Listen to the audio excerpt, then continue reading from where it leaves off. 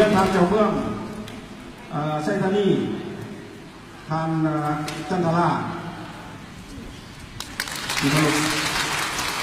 ทางคำเล็กจากกระทรวงป้องกันความสงบที่นาทีทางเบอร์ลินหัวหน้าแผนกอุตสาหกรรมการข่าวนครหลวงวิจันทร์ที่นาทีสำนักข่าวพระเจ้าเองเป็นหัวหน้าองค์การนครหลวงวิจันทร์ขอแสดงความนับถือพ่อแม่พี่น้องทั้งหมดที่มาร่วมทำฟังในมือก่อนอื่นข้าพเจ้าขออนุญาตตั้งหน้าท่านคณะประธานเสนอจุดประสงค์ที่จะอบรมกับพ่อแม่ประชาชนในมือนี้นี่แม่นว่ามีปัญหาเดียวก็คือจะได้ผ่านบทบันทึกกันระหว่างประธานบริษัท PS ส่งเสริมกสิกรรมการค้าเข้าออกหรือเอ่ยว่าบริษัท PS ครับตัวแทนฟังดีๆตัวแทนของพ่อแม่ประชาชน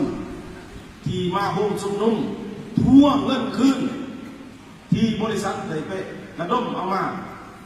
ใส่อยู่ในบริษัท PS หรือเอาไปทางอื่นกับโมโหเนาะอันนั้นมันสองประเด็นกันนะคู่กรณีกันเนี่ยมันแบบประธานบริษัทกับพ่อแม่ประชาชนกับตัวแทนของพ่อแม่ประชาชนโดยบทบันทึกนี้จะมีฝ่ายหลักเป็นพยานในนั้นมีนายบ้านปากสาบไม่ที่เป็นเจ้าของพื้นที่แห่งนี้อยู่ดินแถวนี้และเจ้าเมืองไซธานีที่เป็นพื้นที่อยู่ในเมืองของเพิ่นและคณะเฉพาะกิจของรัฐบาลในบทบันทึกนี้เป็นยังจะเห็นบทบันทึกที่เกิดขึ้นย้อนว่าพ่อแม่พี่น้องของเขาเห็นว่าตัวเองเสียผลประโยชน์หลังจากที่ลงผิดมาเป็นเวลาเริ่มสมควรบ่ให้ความเสื่อมันไปวางใจต่อสถาบันการเงินที่ถูกต้องตามกฎหมายของธนาคารแห่งสปป.ลาวก็คือธนาคารธุรกิจสปป.ลาวที่จดทะเบียนถูกต้องตามกฎหมายในการระดมทุนและเงินฝากในเงินเสื่อ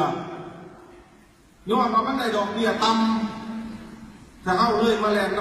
ำกิจการตัวนี้ที่ระดมเข้ามาให้ดอกเบี้ยสูงแต่มีความอ่อนไหวและมีความเสี่ยงสูงที่จะล่มละลายซึ่งพ่อแม่ประชาชนเฮาบ่มาถึงมือนี้มันเลยเกิดวิกฤตมันประมาณในมือนี้วิกฤตมันแก่มาหลายเดือนแล้วพ่อแม่พี่น้องอดทนบ่ได้จึงพากันมาโฮมชุมนุมเพื่อขอทวงเงินตัวเองคืนพร้อมด้วยดอกเบี้ยแม่ตะวันจุดประสงค์น่ะอันนี้ก็พากันกันเนาะเมื่อเป็นอย่างนั้นการต่อรองภาครัฐได้ให้ต่อรองเป็นเวลามือกว่าแล้วตั้งแต่วันที่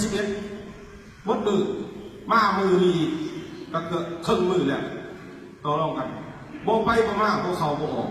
เนาะคำอย่างของพ่อแม่ประชาชนจับรัฐได้มี3 อันใหญ่